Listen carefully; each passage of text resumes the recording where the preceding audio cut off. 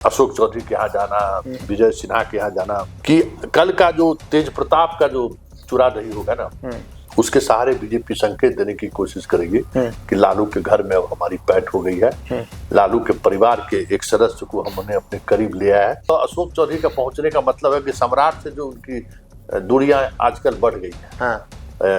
विभाग की एक बैठक को लेकर दोनों जो टसन हुआ था उसके कारण हुआ है, तो इन्होंने ये पहुंच गए वहां। तो कल तेज प्रताप की उस चुरा दही के भोज पर सबकी नजर रही। मतलब भले ही चुनाव परिणाम आ गया और सरकार बन गई है, लेकिन जोर आजमाइश अभी भी जारी है।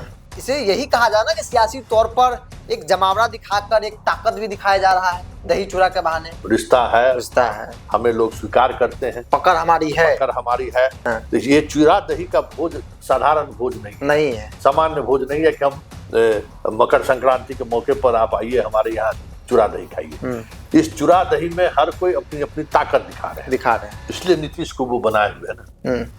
नीतीश अगर इस दोनों के बीच से बाहर हो जाए तब तो बीजेपी के लिए बहुत मुश्किल होगा। नहीं, लेकिन सियासी तौर पे एक सवाल ये भी है, बीजेपी राजनीति साध रही है। आपने बताया कि बीजेपी फूट डालो राज करने जैसी स्थिति में दिख रही है, लेकिन क्योंकि अभी तक वो अपने परिवार के लोगों को निमंत्रण दिए है कि नहीं दिए हैं, ये दिखा नहीं अभी। हाँ, कोई तस्वीर भी उन्होंने नहीं जारी किया। नमस्कार। बिहार की राजनीति में चूड़ा दही के बहाने राजनीतिक तौर पर सियासी ताकत दिखाने के हर जोर आजमाइश को किया जा रहा है। आज विजय कुमार सिन्हा बिहार सरकार में उप मुख्यमंत्री, उनके घर पर भी दही चूरा भोज का आयोजन किया गया और कह सकते हैं कि सियासी जमावड़ा हुआ। एक तरीके से कह सकते हैं कि बीजेपी के अंदर विजय कुमार सिन्हा ने अपनी ताकत दिखाई नेताओं को बुलाकर। तेज प्रताप यादव भी पहुंचे और कल तेज प्रताप यादव है, रत्नेश सदा है, राजनीतिक तौर पर मतलब कि शुरू हो चुका है। मेरे साथ वरिष्ठ पत्रकार संतोष सर है। सर, इसे यही कहा जाए ना कि सियासी तौर पर एक जमावड़ा दिखाकर एक ताकत भी दिखाया जा रहा है दही चूरा के बहाने। अब सम्राट चौधरी अपने पिताजी के सहारे अपनी उस ताकत को दिखाया, जन्मदिन के सहारे। तो ये अभी बिहार में जो है अभी जोर आजमाइश, मतलब भले ही चुनाव परिणाम आ गया और सरकार बन गई है, लेकिन जोर आजमाइश अभी भी जारी है। जो एक नेताओं के बीच की जो अहंग की लड़ाई है, मैं सर्वे सर्वा हूँ, मैं ही हूँ, ये जो एक, क्योंकि रत्नेश सदा के यहाँ भी दही चूरा का भोज शुरू हुआ था। अशोक चौधरी को का जो एक माहौल बनाने की कोशिश हुई थी, उसी माहौल को लेकर वो दलित पॉलिटिक्स वाली बात थी, पॉलिटिक्स में खड़ा किया गया था। तो ये चीजें अभी चलेंगी। तो आज विजय सिन्हा के यहाँ जो था, आप देख लिए, उनके अपने समाज के लोगों का, पूरे बिहार से सभी लोग आए हुए थे। एक जमावड़ा के सहारे मैसेज देने की भी कोशिश हुई कि समाज का हमारा रिश्ता है, हमें लोग स्वीकार करते हैं, पकड़ हमारी है। तो ये एक दिखाने की कोशिश हुई और तमाम नेता, जदयू के हों चाहे बीजेपी के हों, दिखाई दिए। सीएम भी पहुंचे। अशोक चौधरी पहुंचे कि नहीं पहुंचे? अशोक चौधरी भी पहुंचे हैं वहां। सम्राट चौधरी के यहाँ वो नहीं पहुंचे थे। हाँ, तो ये अभी ये चलेगा ये, और इसी के सहारे जो मतलब अशोक चौधरी का पहुंचने का मतलब है कि सम्राट से जो उनकी दूरियां आजकल बढ़ गई है। विभाग की एक बैठक को लेकर दोनों जो टसन हुआ था उसके कारण हुआ है, तो इन्होंने ये पहुंच गए वहां। तो ये चूरा दही का भोज साधारण भोज नहीं है, सामान्य भोज नहीं है कि हम मकर संक्रांति के मौके पर आप आइए हमारे यहाँ चूरा दही खाइए। इस चूरा दही में हर कोई अपनी अपनी ताकत दिखा रहे हैं और हर कोई अपने आपस में, अगर किन्हीं की कोई बेमनस्ता है, अब हमें लोग पसंद नहीं करते हैं, तो ठीक है, आपको पसंद करके आप उसी लेवल पर हैं, आपके यहाँ आके आप मौजूदगी दिखाकर आपको हम औंठा दिखाने की कोशिश, ये सारी चीजें चल रही हैं। लेकिन एक बात जो गौर करने वाली बात है कि इस पूरे चूरा दही के भोज में एक पॉलिटिशियन कहिए या एक ताकत, मतलब पारिवारिक, जिसको विरासत से इन दिनों बाहर का रास्ता दिखा गया है, वो अपनी राजनीति फिर से स्थापित करने की कोशिश में दिख रहे। तेज प्रताप मसाला का काम कर रहे हो। हाँ, और तेज प्रताप जहां जा रहे हैं वहां तस्वीरें भी खिंचवा रहे हैं, तस्वीरें जारी भी कर रहे हैं, सियासी मायने भी निकाले जा रहे हैं उसके। सियासी मायने भी निकाले जा रहे हैं। तो कल तेज प्रताप की उस चूरा दही के भोज पर सबकी नजर रही। क्योंकि अभी तक वो अपने परिवार के लोगों को निमंत्रण दिए हैं कि नहीं दिए हैं, ये दिखा नहीं अभी। हाँ, कोई तस्वीर भी उन्होंने नहीं जारी किया।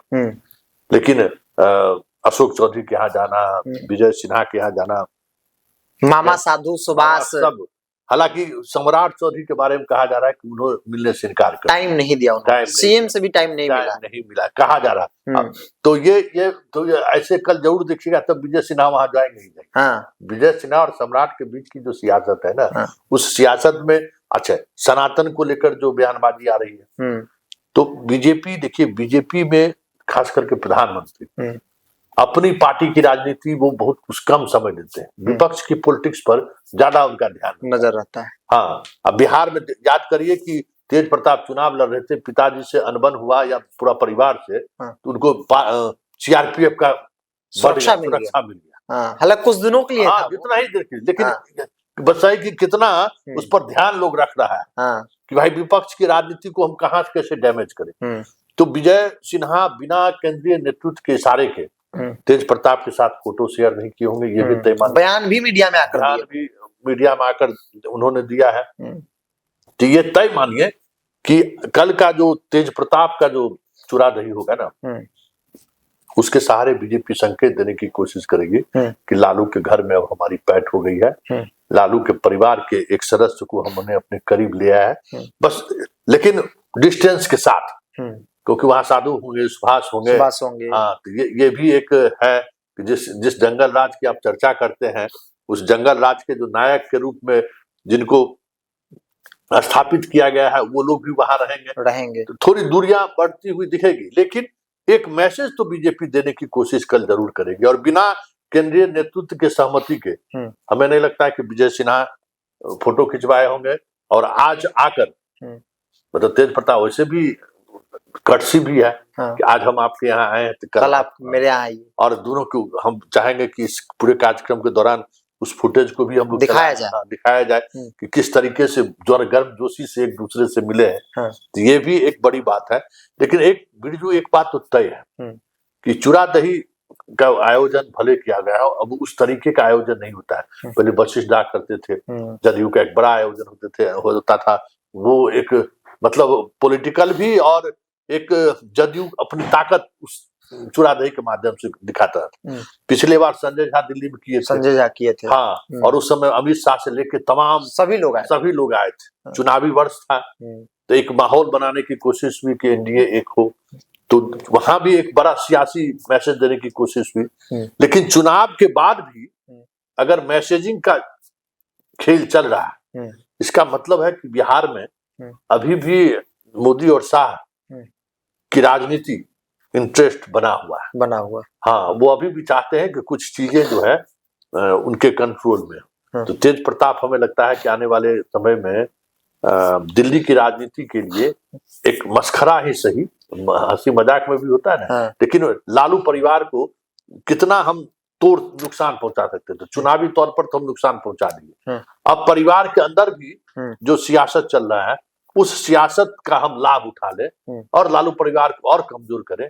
तो कल के चूड़ा दही के भोज में, तेज प्रताप के भोज में बीजेपी और संघ के भी लोग आपके दिख जाए, संघ का जो छुपा सेल है वो भी दिख जाए, तो कोई बड़ी बात नहीं। लेकिन सियासी तौर पे एक सवाल ये भी है, बीजेपी राजनीति साध रही है, आपने बताया कि बीजेपी फूट डालो राज करने जैसी स्थिति में दिख रही है, लेकिन माफ कीजिएगा, तेज प्रताप यादव का क्या राजनीतिक भविष्य? अगर वो इस तरह से वो सियासी जमावड़ा करेंगे तो फायदा क्या दिख रहा है तेज प्रताप यादव को? बीजेपी वाले आएंगे, संघ वाले आएंगे, वो तमाम चेहरे आएंगे जिनको लालू प्रसाद यादव नहीं पसंद करते हैं, राजनीतिक तौर पर दोनों एक दूसरे के एंटी है, वो तमाम चेहरे तेज प्रताप यादव में जा सकते हैं। तो तेज प्रताप यादव इस जरिए राजनीति साधना क्या चाह रहे हैं? देखिए, तेज प्रताप को साधा जा रहा है, वो नहीं साध रहे हैं। हाँ, भले इसके बदले में हो सकता है विधान परिषद बना दे। हाँ, बीजेपी कुछ भी कर सकती है। हाँ, तेज प्रताप यादव को बीजेपी विधान परिषद दे सकती है, कुछ भी कर सकती है। भाई उसको क्या है, लालू यादव को उसका कहेगा। हालांकि जो खबर आ रही है कि जो सीआरपीएफ वाला जो बॉडीगार्ड दिया गया था इनको, तो कुछ जिम्मेवारी भी इनको दी गई थी कि अपने परिवार के नेताओं के बारे में इस तरीके का बोली। हाँ, तो उसमें थोड़ा कंजूसी कर दी, नहीं बोल पाए तो बॉडीगार्ड हटा दिया। तो अगर कुछ शर्त रख के कहेगा आप विधान परिषद बना देंगे, ये सब बातें आप अपने परिवार के बारे में बोलिए, तो केस में भी मदद हो जाएगा। आप विधान परिषद में, उनका भी नाम है वहां पे, अभी दिया है ना। तो कुछ भी हो सकता है राजनीति। देखिए, अब बार बार कहते हैं कि मोदी अपनी पार्टी की राजनीति बहुत कम करते हैं।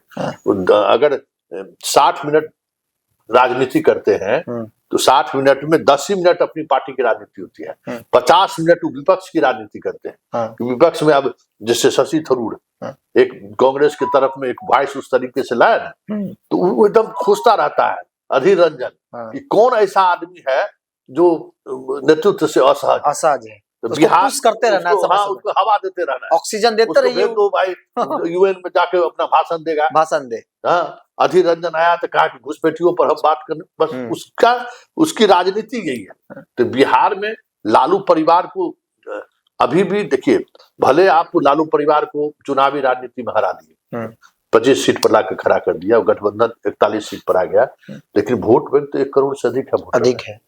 आज नीतीश कुमार अगर राजनीति से बाहर होते हैं तो कोई जरूरी नहीं है कि सब वोट जो है सो आरजेडी के साथ ही चला जाए, मतलब इनके साथ, एनडीए के साथ चला जाए, बीजेपी के साथ चलाए। 10-20% वोट भी अगर इधर उधर हुआ तब तो आरजेडी सरकार बन जाएगी। इसलिए सीट को लेकर भले आरजेडी कमजोर दिख रहा है, लेकिन वोट बैंक तो है, और वो वोट बैंक बीजेपी से ज्यादा है। इंडिविजुअली अगर आप बात करिए तो बीजेपी से ज्यादा वोट बैंक अभी भी तेजस्वी को है।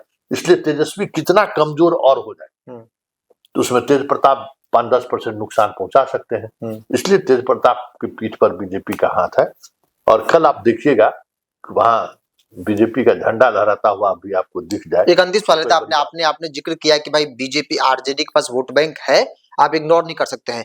अगर नीतीश कुमार कल को राजनीति से निकल गए, चूंकि वो अंतिम दौर में है, तो फिर बीजेपी और आरजेडी के बीच अगर आमना सामना फाइट हुआ तो फिर आरजेडी तो लीड करेगी, यहाँ पे बीजेपी के लिए बहुत चैलेंज हो जाएगी बिहार में। इसलिए नीतीश को वो बनाए हुए है ना। नीतीश अगर इस दोनों के बीच से बाहर हो जाए तब तो बीजेपी के लिए बहुत मुश्किल होगा, क्योंकि ये तो तय है ना कि 1 करोड़ 10 लाख वोट है महागठबंधन के पास।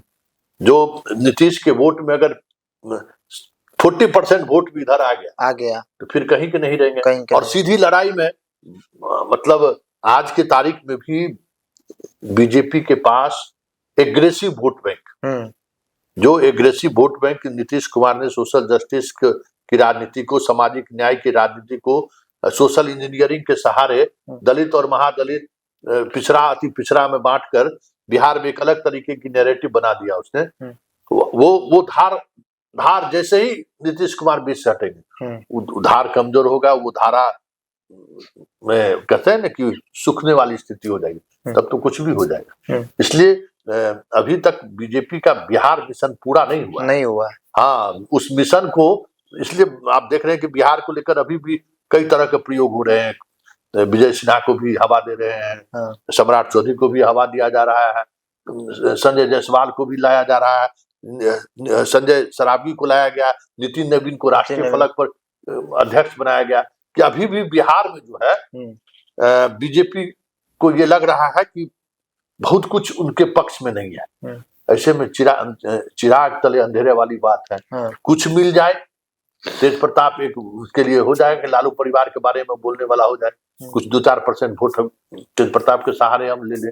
ओवैसी के सहारे ले रहे हैं ना, बहुत डिस्टर्ब ओवैसी करते हैं, करते ही है। तो 5 साल जो है तेज प्रताप पे पीठ पर हाथ रखेंगे, जाओ तेज प्रताप जाओ, करो तुम अपना, और बाकी चीजों की तो कमी है नहीं। पार्टी खड़ा रखो, लगाओ, जितना यादव के वोट में सेंधमारी कर सकते हो, तब तो बीजेपी अकेले चुनाव जीतेगी। मुसलमान में तो ओवैसी आ गया, यादव में आज भी कोई नेता नहीं है, भले नित्यानंद राय हो चाहे कोई भी हो, लेकिन वो प्रभाव नहीं छोड़ पा रहे हैं। तो लालू का विरासत भी है, लालू का बड़ा बेटा भी है, और जिस तरीके से परिवार उनसे दूरियां बनाई है तो बीजेपी उसका लाभ उठाना चाहती है। चलिए, तो लालू के लाल के जरिए बीजेपी जो है वो अपनी सियासी तौर पर एक के बाद एक खेल करने की तैयारी में लगी हुई है।